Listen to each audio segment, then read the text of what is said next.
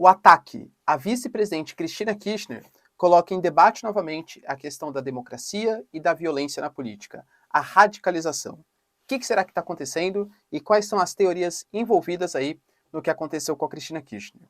O Biden afirma que o Trump é um cara que desrespeita a democracia, aliás, um momento bem parecido também com a Argentina, né? Os dois presidentes, Alberto Fernandes e Biden, falando a mesma coisa sobre a oposição, mas o Trump garante que, na verdade, o Biden que está sendo o presidente fraco e o que os seus apoiadores só querem ver uma América grande novamente, America Great Again.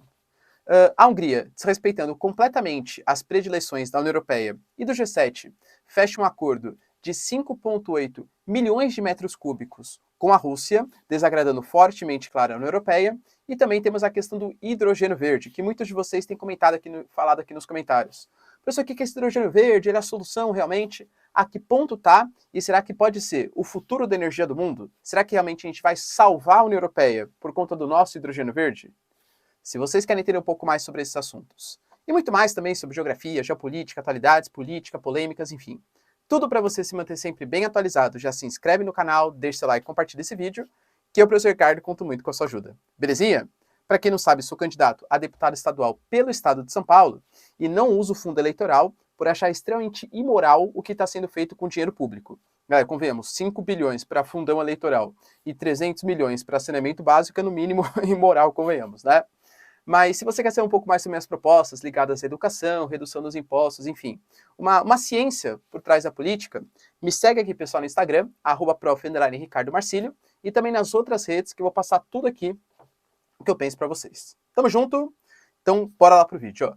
Bom, seguinte, primeiro ponto que eu acho que ele é bem relevante a gente comentar. Pessoal, só uma notícia urgente aqui, ó. Enquanto estava editando o vídeo, saiu uma informação que comentei com vocês, né, que o Nord Stream ele ia fechar por um tempo determinado de 3 dias, ia começar no dia 1º de setembro, ia voltar no dia 3 de setembro, ou no dia 31 de agosto, dia 3 de setembro, mas aparentemente hoje, segundo as próprias declarações da Rússia, não vai ser tão simples assim. O único motor que efetivamente está funcionando para conseguir fazer, que está passando pelo período de manutenção, aparentemente a resolução do problema ela não é tão simples quanto se esperava, e a Rússia anunciou que está por tempo indeterminado. Ou seja, quando vai voltar a fornecer por hoje, que é o gasoduto é o principal gasoduto que abastece o continente europeu? Não sabemos.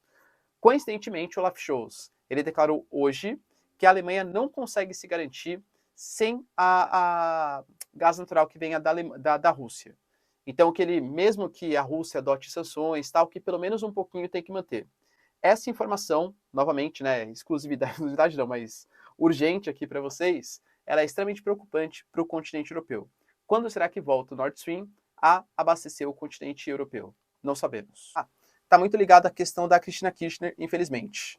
Eu não vou aqui, galera, entrar em ou não sei o que lá da arma, será que realmente foi? Vamos acreditar, até que as investigações realmente de fato aconteçam, que foi um atentado. A gente sabe que tinha alguns tipos de tatuagem estranhas no corpo do cara que nasceu no Brasil, mas é filho também de argentinos, chilenos, tal, né? Já estava morando na Argentina há bastante tempo, e era um cara que tinha aparentemente aí umas predileções um pouco estranhas, um cara que não estava na sua ciência cognitiva plena, tá? E ele praticou esse ataque. Esse ataque à Cristina Kirchner, ele vem no momento de uma crise política muito complicada no país. Se você pega da população que gosta da Cristina Kirchner, vai falar mais ou menos o que está acontecendo com o governo Lula. É perseguição, é uma perseguição política da oposição, existe um conluio do poder judiciário e tal. Mas quem é contra a presidente, né, contra o presidente Alberto Fernandes e a vice-presidente Cristina Kirchner, fala que, na verdade, existem sim escândalos de corrupção. Até a própria promotoria da Argentina recomendou uma prisão de 12 anos, tá, para presidente, se for comprovado todos os crimes e tal, por coisas ligadas na presidência, né, na verdade, na participação política da Cristina Kirchner, principalmente nos anos 2000. É algo muito semelhante, guardadas as devidas proporções, o que aconteceu na Operação Lava Jato. Bom, fato é que a pressão estava muito grande, a gente tem uma hiperinflação, uma economia da Argentina totalmente cambaleante, uma fuga dos investimentos estrangeiros, e acontece esse ataque. Tanto membros da oposição como da situação prestaram aí apoio a Cristina Kirchner, o próprio presidente, o prefeito de Buenos Aires, que é a oposição, por exemplo, ao kirchnerismo, né, a Alberto Fernandes, apoiou também fez condolências, condolências não, mas fez um apoio à vice-presidente, só que está sendo colocado de novo debate dessa radicalização política, inclusive por parte da oposição. O Alberto Fernandes, ele declarou feriado na Argentina. E aí, muita gente da oposição falou, poxa, mas por que feriado? Porque ele quer mobilizar a população a manifestar em favor da Cristina Kirchner para esconder os possíveis casos de corrupção, para esconder a inflação que existe no país? Está fazendo uso político do que de fato aconteceu na Argentina? O que talvez deveria ser feito é uma investigação a fundo, não uma paralisação das atividades, não feriado para convocar a manifestação em apoio a Cristina Kirchner, como inclusive está acontecendo hoje na Praça 9 de Maio, né? Que é a principal praça aí de manifestação dos argentinos. Então, Praça de Maio, né? Perdão. Então, a gente tem isso acontecendo na política argentina. Se de fato for uma coisa, eu penso que não, né? Tento acreditar que não e espero muito que não. Ah, foi armado, porque será que tinham balas aqui, não balas ali e tal? Isso a justiça que vai saber. Por enquanto, é uma violência política em que inclusive a oposição está condenando essa atitude. Hoje tivemos também o Joe Biden dando uma declaração contra o presidente Trump, falando que, na verdade, os discursos do Trump, inclusive o apoio que o Trump deu, segundo Biden, à invasão ao Capitólio, só distorcem ainda mais a democracia que existe no mundo. Por quê? Segundo o Biden, ele não está criticando todos os republicanos. Ele está criticando os republicanos que são adeptos ao chamado MAGA. O que é o MAGA, professor? O Obama, que era o presidente antes do Trump, ele foi considerado por muitos republicanos como fraco geopoliticamente. Ah, deixou a Rússia interferir na Crimeia, deixou a Rússia interferir na Síria, piorou a balança comercial com os chineses, então ele deixou os opositores geopolíticos crescerem. Quando Trump ele faz a sua campanha eleitoral, ele prega o MAGA, Let's Make America Great Again, né, a abreviação para MAGA. E segundo Biden, o problema são essas pessoas, não os republicanos no seu aspecto geral. O Trump, na verdade, falou que o Biden só está dando esse tipo de declaração porque a sua impopularidade vem aumentando pelos problemas, né, econômicos do país, pela questão da saída tabuleada do Afeganistão, pela inflação que vem acontecendo, muito possivelmente vai ter uma subida da taxa de juros que vai aumentar o desemprego nos Estados Unidos para tentar combater a inflação, e que, na verdade, se um presidente dos Estados Unidos não quer ver a América grande de novo, era melhor ele nem ser presidente dos Estados Unidos. Nessas duas situações, deixa aí nos comentários. Você acha que a oposição na Argentina e que o Trump, eles são, digamos assim, rivais da democracia? Eles estão indo contra, estão destruindo um Estado democrático de direito? Qual que é a sua opinião, pessoal? Deixa aí nos comentários. A Hungria hoje anunciou um acordo com a Gazprom, que é a estatal russa, para a renovação da compra de petróleo, principalmente vindo dos russos. 5,8 milhões de metros cúbicos. É um número bastante significativo para a Hungria, que não é um país tão grande assim, claro, né? Só que isso vai em desacordo total com o que prega a União Europeia. E a Hungria faz parte da União Europeia. Mas a Hungria, principalmente politicamente, o Viktor Orbán, ele é muito mais próximo dos russos. E ele se autodefine como um nacionalista. Basicamente a ideia, né? Já venho falando nos vídeos aqui para vocês. Eu não posso adotar sanções que prejudiquem o meu país.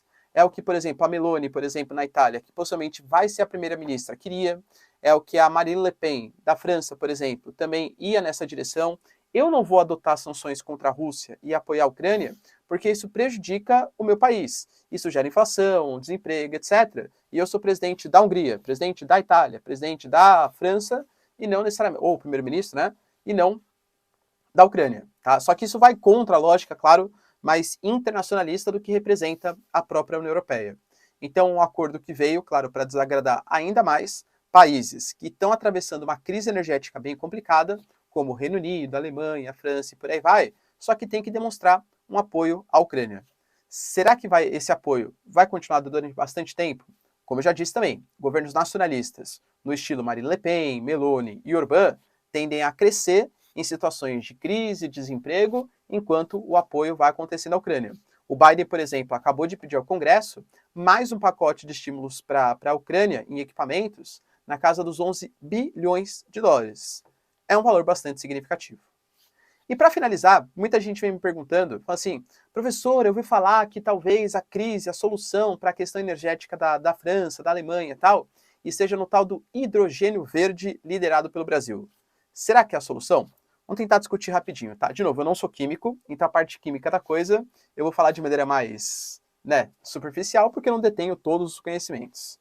Mas basicamente, quando a gente fala de hidrogênio, é uma fonte de combustível que não é nova. Ela já é utilizada desde ali do século XIX. Só que ela tem alguns riscos envolvidos. É muito inflamável, é muito instável, né? Então pode provocar algum tipo de acidente. Então, combustível como hidrogênio, você consegue capturar ele se você consegue fazer uma separação do H2O, do hidrogênio e da água. Só que para fazer esse processo de separação, tem que passar por um processo chamado de eletrólise. A eletrólise, você passa ali uma corrente elétrica, então precisa de uma geração de energia, e aí você vai separar o hidrogênio do oxigênio. Esse hidrogênio capturado, ele pode ser utilizado como uma fonte de combustível. Só que perceba que deu um problema aqui? Ou seja, para você gerar um combustível, você vai ter que gastar energia. Então, por isso que a produção do combustível hidrogênio depende da maneira como você gera essa corrente elétrica, essa energia. Pode ser queimando petróleo, pode ser queimando gás, pode ser queimando... Enfim, né? Então, isso é um hidrogênio não necessariamente uma fonte limpa. Existe chamado hidrogênio azul, em que depois que você faz esse processo de queima para gerar energia, você sequestra esse carbono e faz algum tipo de processo químico com ele, usa em adubo e tal. É o hidrogênio azul. O hidrogênio verde, que é o liderado pelo Brasil, é quando para você gerar essa energia que vai fazer o processo da eletrólise e separar o hidrogênio do oxigênio, é feita a partir de uma fonte limpa. Pode ser uma energia eólica, uma energia solar, ou, no caso do Brasil, uma energia a partir do etanol. Entende? O etanol, a cana, é considerada uma energia... Ah, professor, quando você queima o etanol, libera CO2 para a atmosfera. É verdade. Só que para a cana crescer, ela faz fotossíntese. Então ela meio que consome o CO2 que ela vai liberar na hora da queima. O saldo fica mais ou menos ali, 0 a 0. Ela libera CO2, mas ela absorveu na fotossíntese para conseguir ser produzida. Então é uma fonte limpa, que não libera mais carbono para o ciclo do carbono ali na atmosfera, tá? E o Brasil, ele está avançando nesse sentido. Pô, recentemente, a Shell Brasil, acho que foi até ontem, né?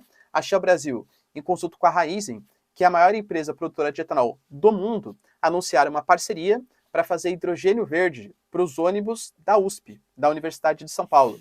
A partir do primeiro semestre de 2023, os 3 ônibus que circulam inteiramente na USP, eles já vão ser adaptados a esse hidrogênio verde. E é um projeto inicial, é um projeto que está começando, mas que pode começar a se expandir para outros locais. Porque o processo que faz essa transformação, a gente chama de o reformador. E esse reformador, aparentemente, pelas informações, não é tão grande assim. Então você pode utilizar ele, por exemplo, num carro. Então imagina fazer um motor elétrico, que ao invés de você ficar abastecendo tal, se abastece com etanol, esse etanol, nesse reformador, ele faz ali o processo de eletrólise e já produz o hidrogênio para utilizar, por exemplo, como combustível. Isso pode ser feito, percebe? Os poços de gasolina, os poços de etanol, já ter ali o reformador para fazer essa transformação. Então, isso pode ser um indício. Quais são as vantagens? É uma fonte limpa de energia. O Brasil tem bastante espaço e é um dos principais produtores de etanol do mundo, claro, e é bastante fácil você transportar esse oxigênio. Quais são os problemas? Ainda é uma fonte de energia um pouco cara, é muito volátil e muito instável, então corre risco de explosões e por aí vai. E ainda eu diria para vocês que é difícil transformar isso em larga escala. Então pode ser energia do futuro? Acho que é mais uma das alternativas de energia limpa. Mas nesse momento, o Brasil não está tão assim, com uma produção tão grande para dar conta da demanda europeia. Talvez se vier um próximo governo investir mais em hidrogênio verde, possa ser mais uma das fontes de energias, tanto para o Brasil quanto para o mundo. E aí, pessoal, solução para a questão energética? O que você pensa? Aliás, segundo a sua concepção, qual é a melhor fonte, a melhor matriz energética? Deixa aí nos comentários, quero saber sua opinião. No mais, se vocês curtiram o vídeo, me siga no Instagram, @prof_ricardo Marcílio. Tamo junto, beijos, abraços e tchau, tchau.